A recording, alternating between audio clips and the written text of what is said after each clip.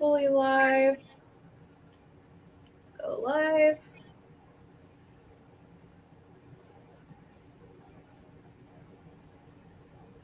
Go live. I have to click it like 3 times on Instagram. Okay, we are officially live. Hey, you guys, it's Susan K. Worley here, Women of FWA Q&A session every Tuesday. And we started a whole new series of interviewing our exhibitors for the Fence Show and Security Expo for the 2024 show in September, happening in Las Vegas at South Point Casino. So today I have Sean with me. He's the president of CMM. If you don't know about this guy, you should. And are you ready to start the interview, Sean? I'm ready. Awesome. So can you give us a brief overview of what CMM was all about? Yeah, so Custom Machine Motioneering, we're in South Bend, Indiana. We employ about 30 people. We make machines that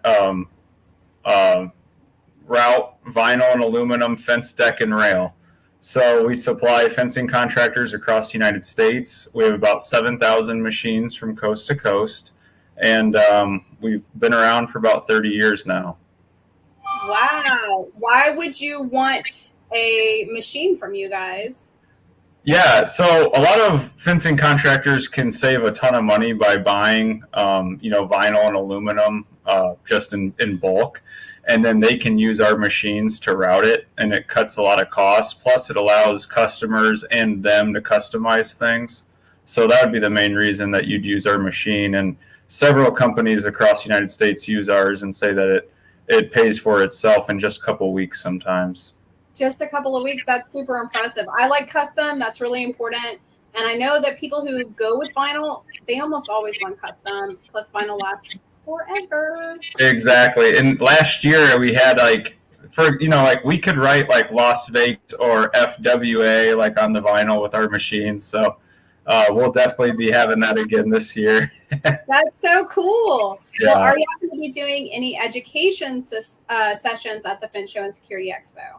So we are not this year, but I think a lot of people, if they don't know about our customer service team, we have one of the best customer service teams, I think, in the industry. If you call our customer service staff and you ever need anything, we can log into your computer specifically because we have serial numbers on them. And we have a team. Mohammed is great. He can log into your computer and he can fix your issues in no time. It might be too much info, but I've even seen where he's done it from a shower before. He's gotten Siri to log into a machine. So he is top notch. So we aren't going to have like specific trainings, but if any customers have questions about their machines or how they could work or an issue with it, we'll be around to help out for sure. No, I love that because I started to realize, especially after COVID, people wanted that human interaction. They wanted the customer service back again. And that's a really big deal. That's a reason why you would choose somebody like CMM. So my last question for you, Sean, is what can we expect to see at your booth this year? Yeah, so we always have our automated routers. People love seeing those. So we'll have some of those with some notchers, probably a vinyl welder. We have a lot of cool things. We also have a lot of ideas that we're going to be bringing in 2025. So we'll be talking about those with all the people that show up to our booth. I love new ideas. That's super exciting. We're so excited to see you at the show. Thank you so much for the support. Is there anything you would like to say before we pull the ladies on and you go about your day? Yeah, just thank you so much for everything FWA has done for the industry. We were just talking about this before. I'm not just saying this because I'm on here, but I think FWA is going to be huge for the industry. Last year at the show, we sold about 15 machines by the end of the year. So, I mean, that's about 3 months of sales for us. And the connections I've made through FWA have just been awesome. So thank you. Keep doing what you're doing. I think the future is bright. Wonderful. Thank you so much, Sean. We're excited to hear more from CMM and to meet your team at the show. And I hope you have a wonderful rest of your day. Awesome. You too. Thanks, Susan. Thank you, Sean. Bye. Okay, y'all. So I got my 2 favorite girls here with me. The rest of y'all, I don't mean it. I love y'all too. But if you don't know Tiffany, Tiffany is like the brainchild behind Wholesale Fencing and in charge of this Q&A session today. And then, of course, Yadira, the woman behind the man who really does take care of everything. My partner in crime here, Yadira, with Las Vegas Fence. And y'all, we is talking about some grown-up stuff today. Tiffany, I want to just pass it on to you because I'm scared. Okay. Well, I'm going to start with a couple things. First, brainchild behind Wholesale Fencing, definitely not. I'm the newest person who works at Wholesale Fencing. I do have a lot of great ideas. Really? I thought for some reason, I thought you had been with Wholesale Fencing a long time. No, I'm new to the fence industry as a whole as of November, which is when I started with Wholesale Fencing. What? So, I say new. I have been there, I guess, 6 months. It doesn't feel like that. The time whips by. No, it feels like a lifetime. Because straight up, like, I'm with Yadira. I thought like you created like all of the fencing world. Oh, thank you. Well, that's why I thought I should clarify, because you guys are like feeding the ego monster that shouldn't exist. Yeah, that wasn't me. Just to throw it out there, the brains behind Wholesale Fencing, his name is Adam Butts, and it's a great. If and when you need to get your fence materials, we sell them nationwide, all different varieties. And that's the only plug I'll throw in there. So what we're talking about today is legal entity structuring. And I prepared a presentation. What does that even mean? Yeah, so I prepared a presentation. It was only towards like the last slide of it that I realized I might not even be able to present it. Because we are usually looking at faces on these discussions, but we are going to try to have Susan present it. Entity structuring, we're going to talk about what it means, but essentially, like layman's terms, you've heard of corporations, you've heard of LLCs, you know you need some kind of an entity to be in business. An entity is, any of those, and in fact, even as an individual by the government, we are considered an entity. So we fall in the line of being our own business in a sense. It's just a matter of how we go about it. So hold on real quick. Our businesses specifically are entities and how we structure them. Yes. Okay, cool. Right. So I just had to throw this on there because I keep seeing it all over the place. I was talking to some guys I was recruiting into my team even, and they threw it out there. Oh, anyone can start a fence company. And I mean, they're saying it in a great way, like, hey, we sell fence. Anyone can start a fence company, job security. But every time I hear it, I just kind of, it grinds against something inside me that says not everybody is got what it takes to be in business. So no, it takes a lot of hard work to be an entrepreneur. Huh, Yadira? Come on, talk to us, sister. Absolutely. It's not for the weak of mind. It's not for the weak-hearted, for sure. It's a different type. It takes a different type of person to be in business, for sure. I mean, I'm pretty sure we worked all weekend last weekend and the weekend before. Yes. I have heard there's that other quote that goes around that says an entrepreneur is someone who quits their 40-hour-a-week job to work 100 hours a week for themselves. Right. Agreed. So tell us about some common misconceptions. So I know this is going to feel like it's jumping around a little bit, but I just really wanted to pare it down to kind of get the basics out for people today so that they can understand what we're going to be talking about at the fence show in September. So a couple common misconceptions about business along those lines of anyone can start a business. First, knowing a trade qualifies an individual to succeed is totally a fallacy, right? You can be a really great technician at something, but be totally financially illiterate. So in so facto makes it really hard to run a business. There's a lot that goes into it, more than just being good at the skill set of the employee. Well, let me ask you a question real fast. Are you really good at installing fence? No.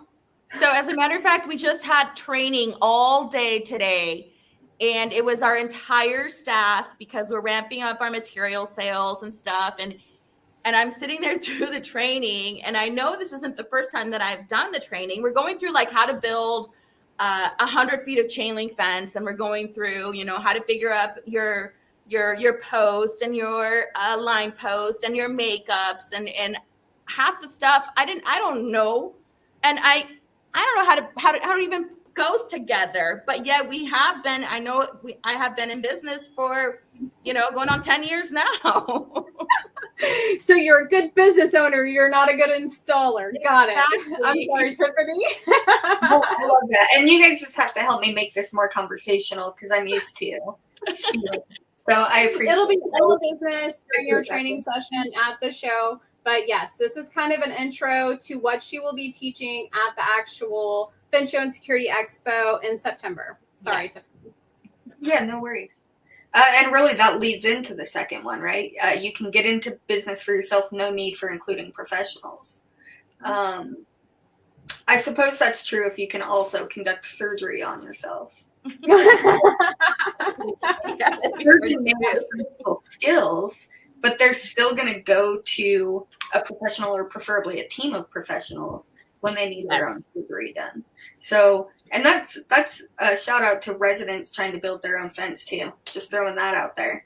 One of the contractors here, call the professional. They're professional for a reason. They've studied it for a long time. Yes. They've learned the nuances and they know how to navigate obstacles, right? So, and then the third misconception that I was just going to touch on is I hear often people talking about they need to pick the right entity. I don't know, when you guys got started, how did that work for you? Did you say, I want to get into business, so like I need an LLC or something, right? Did you post it online? Did you already have an accountant? You went and talked to them? What was the scenario there? So, coming from or being with Brian for so long, and having multiple businesses going at any given moment, we've always kind of stuck with a C corp for our peace of mind, I guess you could say, to kind of protect ourselves individually the most from anything that might go wrong with the business and stuff. Sure. Yeah, that's definitely like the C Corp's main flag is corporate veil of protection, right? Yes. Okay, so yeah. Go ahead. Sorry. Well, my dad had started a company about 15 years ago, and so it was more of a consulting business. So for us, it made more sense to be like more of an LLC. And so like he wasn't on site, there wasn't as much liability. And so for us, it made more sense to go in that direction as well. Yeah. So either way, you both found one entity that kind of solves your problems. Yes. So I'm going to touch on why that's a misconception and something you could potentially do about it if you wanted to. But first, we're just going to dig into those three just a little more. And I'm not going to read off the screen because presenters that read off the screen always make me take naps. Hopefully the screen is just up long enough that those of you that are watching can read through it on your own. If not, again, I'll be at the Fence Show with a more advanced presentation on the topic.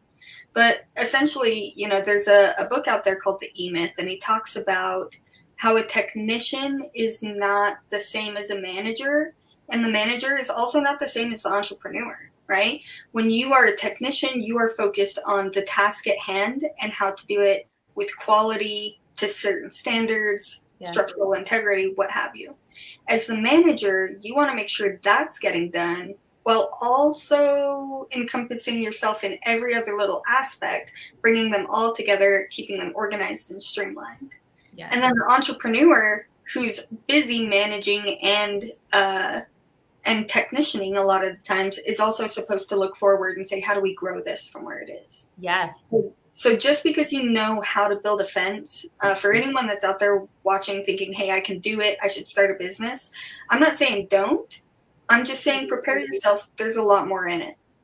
As far as the need for professionals, the slide we've got up right here, I pretty much I think I drove the point home with the surgical remark. But essentially, these professionals, we only have so much time, and people say time is more valuable than money, right? So we get to pick where we're focusing our education.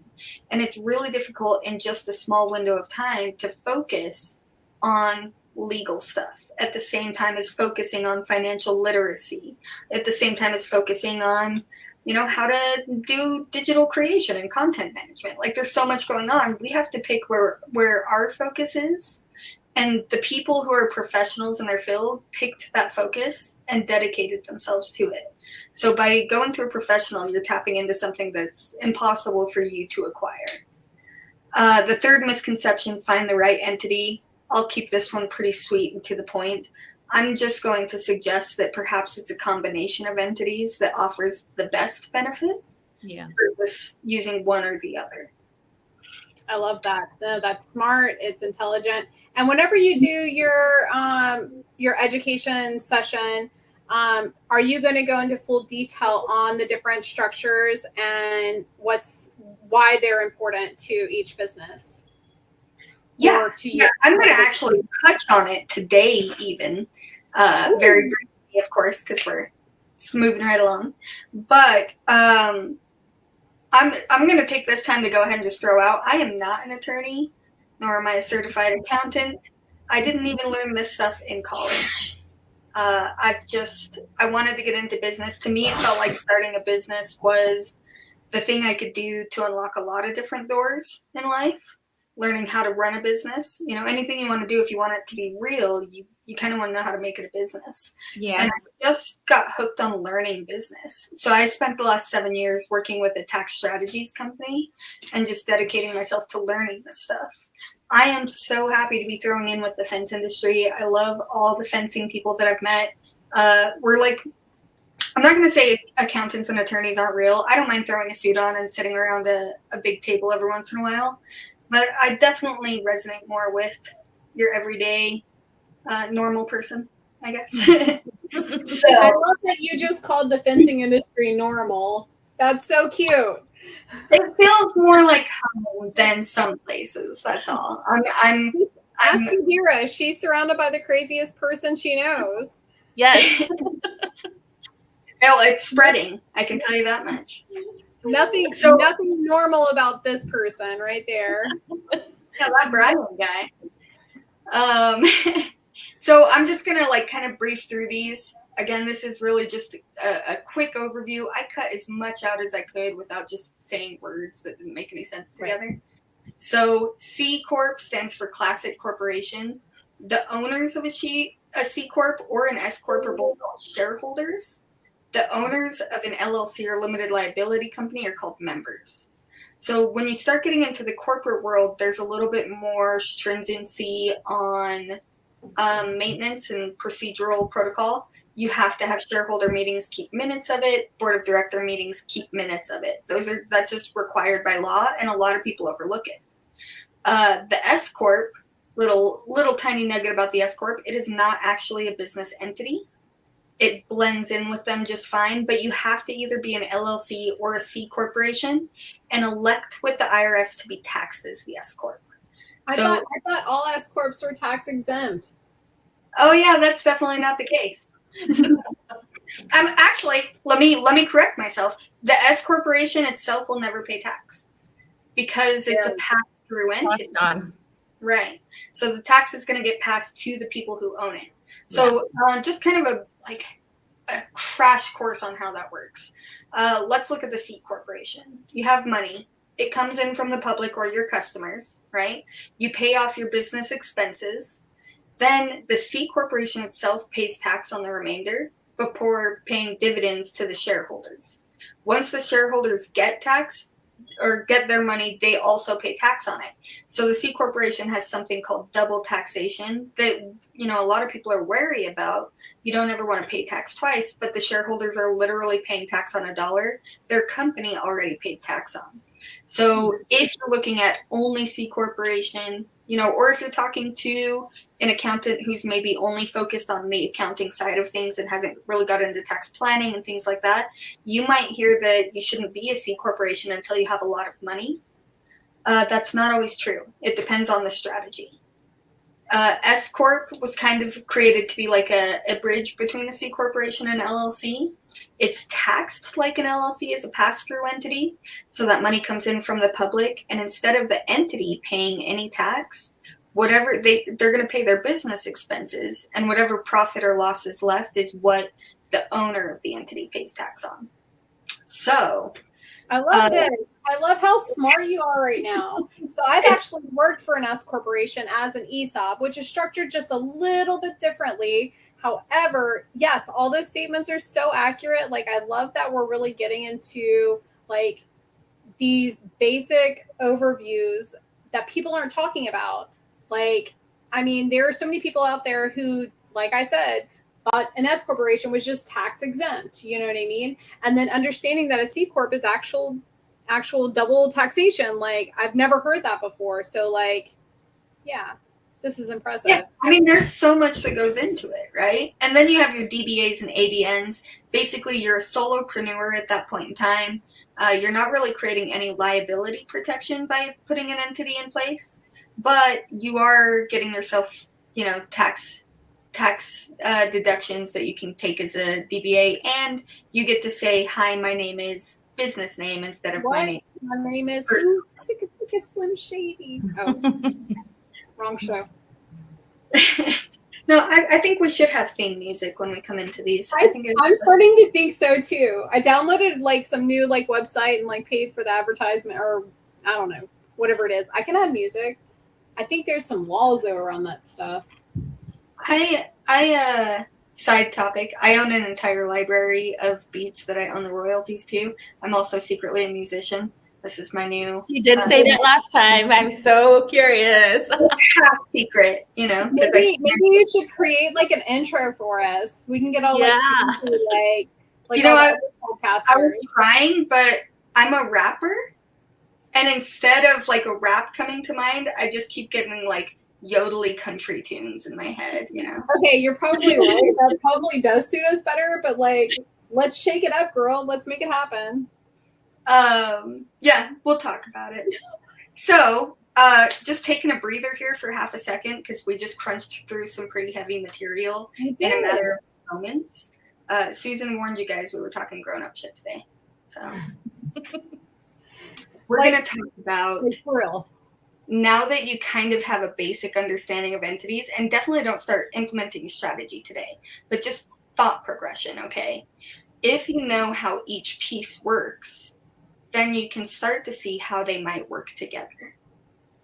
So a multi-entity organization, in my mind, should be everybody's goal. Here's an example of what that could look like. Again, not a professional, and go talk to your professionals about this. Let's say you have that C corporation, Yadira, right?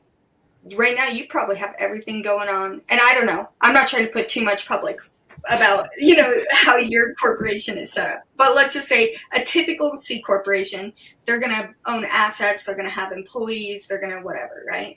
Right. Well, if your C corporation was working in conjunction with an LLC, let's call it a management company, you can own both entities and keep them separated from each other. That's allowed. But you have to have separate bank accounts. You have to follow the LLC procedures versus the C Corp procedures. You have to treat them differently, right? So let's say that your C Corporation is a public-facing entity, but you have an LLC that owns assets and rents them to the C Corporation. Yes. Just that tiny little, change in the way things are set up. Now the money comes in from the public just like it did. The C Corporation pays its expenses just like it did. But now some of those expenses are rent to your LLC for the assets. Yes. So you've increased the expenses, which means you've mitigated the tax. And meanwhile, you're pouring money from one pocket to the other via legal contract following all rules, right? And again, consult your professionals about what those rules are. Yes. This is a timeout because I'm literally texting somebody right now that we might need to structure like that. So I'm going to have to call you after this show. Okay, finish. Of course. I'm happy to share what I know with anybody, and I'll still refer you back to your professionals or, I don't know, the Thornton group. There's teams out there that do this professionally. I've just learned a lot about it. So in that instance, right, you're now mitigating. Now you have a whole bunch of money in your LLC though, right? And you still have to pay taxes. And in fact, the LLC passes that tax burden on to the owner. So because you have these assets in your LLC, you can take advantage of something called depreciation, which you could take advantage of in the corporation as well, but the corporation can only depreciate to a zero balance. The LLC can actually depreciate into negative numbers, which is where you get something called a loss, right? So if you have a loss, like let's say I have a W-2 revenue stream on top of these business side hustles I'm going, I end up with a loss in my LLC, but I've already paid taxes this year on, we'll say $75,000, depending on where you're living and what you're doing, right? I can now go to the IRS and say, hey, I paid taxes on $75,000, but since my business created this loss at the end of the year, turns out I overpaid by $30,000 and I'm going to need you guys to pay me back. You know, so there's just so much you can do. It's hard to crunch it into like a couple minute conversation, but that's all I'm going to go into today on strategic approaches. That's the stuff I'm hoping to kind of get deeper into at the Fence show. So just let's pause for a second. So originally when we started this conversation and you agreed to do a training for the Fence show, I felt like a 1 hour class would be enough. If I'm being really honest with you, I'm kind of thinking this is a 3-part education series on entity structuring, part 1, part 2, part 3. You said you could talk for 12 hours on the subject. Are you ready to educate for 3 solid days? I can, but can I talk in front of people? Yes, there would be real people, real interaction. Right, yeah. No, I'm also, as a musician and a public speaker, I have severe stage fright. So I'm going to say yes. You can't tell. Maybe we put a poll out there. Yeah, okay, do that, because maybe that would help. But yeah, I want to say, like, maybe. Is that one of the check boxes I can check at the moment? Always. Okay. I'm for sure on the 1 hour. I may be open to doing more. I have to see how prepared I can be, you know, and maybe it would be the kind of thing where, since my knowledge is limited, it could be a shared, like maybe I can bring in some attorneys. That would be really cool. But I would hate to promise that and not fulfill it. So, and on a different note, Andrea thinks we should have a really cool intro to these videos as well. So I highly agree. Gotta get the crowd going. Okay, so we're gonna wrap this up real quick. I hope this has been valuable for everybody, at least just honestly. And this is the same thing with my thoughts about my showing at the FWA. All I'm really trying to do is plant some seeds, right? Like, think about it. I'm not selling you anything. Please do not come ask me unless, you know, like, I'm not saying don't ask me for information, but don't ask me to take responsibility for being your professional, right? Because I'm not qualified to do that. No. Everybody needs to do their own research for sure. They need to go to their attorney, you know, hire their own accountant. I just want to give you guys, like, maybe some food for thought, you know, and then you go eat it. Yes. So, okay. So here's the, you know, maybe the other golden nugget I have. Yadira, do you have an attorney? Or does the company have an attorney? We do. Smart, right? That's a good idea. What about an accountant? Yes, 100%. And I'm sure you have a management team, because look how organized everything is. Okay, or you are the management team. Right there. And then are you or are you not also talking, you know, just even with all the businesses you have, right? And I'm sure you guys own your home, stuff like that. Have you ever talked to an estate planner or brought an estate planner into the fold of, like, your business and what you're doing? That is actually something that we discussed just recently. That's something that we don't have in place, but it's something that we've been talking about for sure. So my understanding of it, right? There's something called an office, like a home office deduction, where you can take the square footage of your office, subtract it from the square footage of your home, and deduct that percentage of the value of your home for the time that you're using it in your business, right? But then you're limited. You can't have workout equipment in that room. It can't be a guest room. It has to be an office. Okay. Yeah. But if your office, Right. If your let's say your management company owned your home and rented it to the corporation for you to live in as a member of the corporation, then instead of presenting a square footage of the house, the entire thing opens up. Gotcha. Right? Instead of like a 10%. You just blew my mind. I'm trying to figure out how to buy a house on the company dime right now. We had talked about this. It's just a thought, right? Again, it's something that would take a team of professionals to get done the proper way. Of course. But that's something that, based on my understanding, is a possible move if you're structured in the right way, right? Yes. So that in itself is why I'm so passionate about sharing this information, even though I don't consider myself a consultant and I'm not, charging any kind of money for a ticket to the class. I feel like this kind of information is something that often the blue collar crowd misses. If you're not paying a spendy accountant to give you this information, you might never find it. And I kind of lucked into it, starting with that tax strategies company. It was really a matter of I was working legal processing, so I was putting together legal documents for the entities. And it was really good money, but like 3 times a month. And I thought to myself, how do we make it more times a month? Yeah. And so I got into sales for the company. So, that was really kind of like the rabbit hole that I ended up going all the way down. But if I had never found it, I would have probably continued to run with my single member LLC. And I know we've taken the presentation down. We were pretty much on the last slide anyway.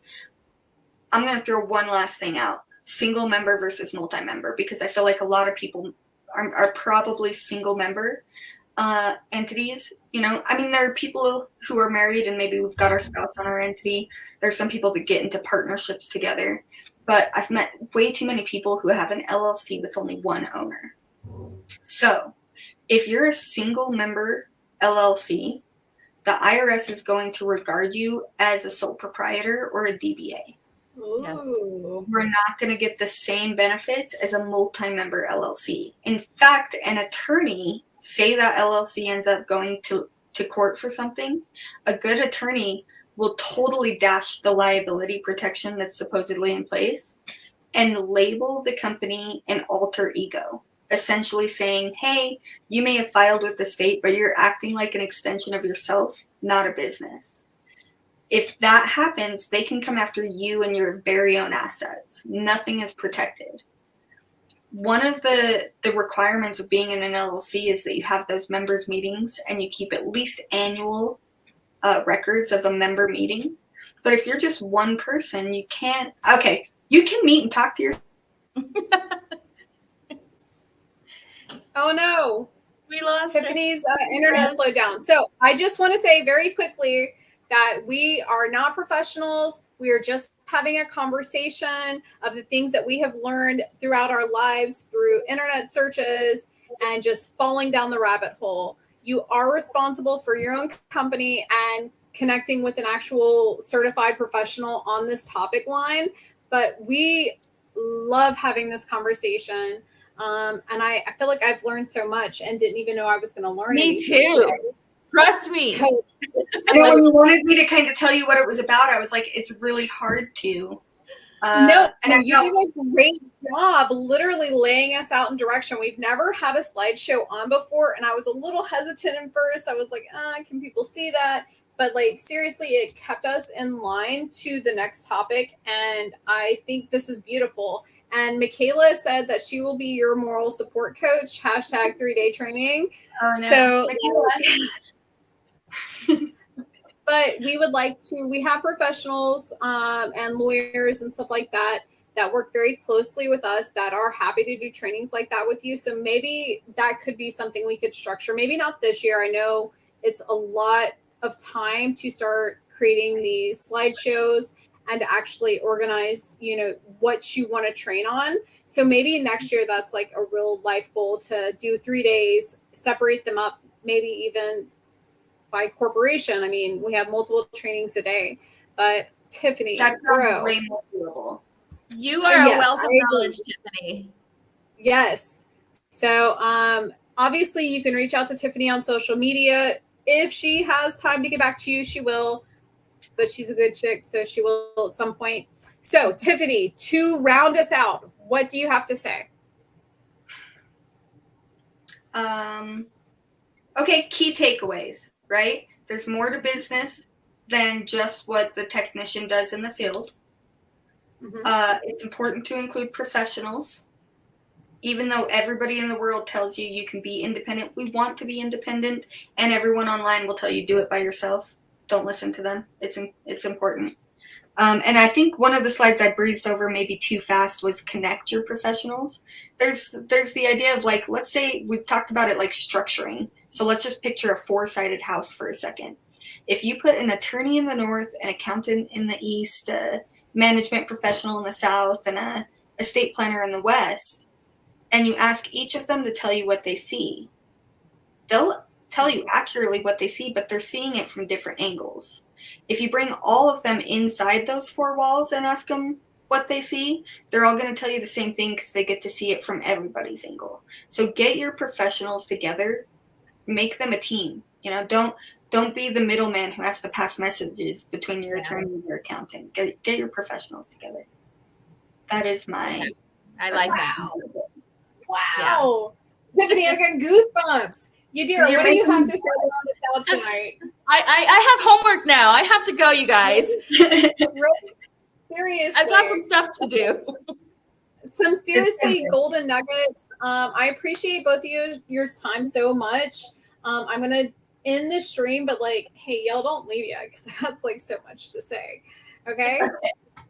Thanks, guys, for watching. Hope it was good. Guys.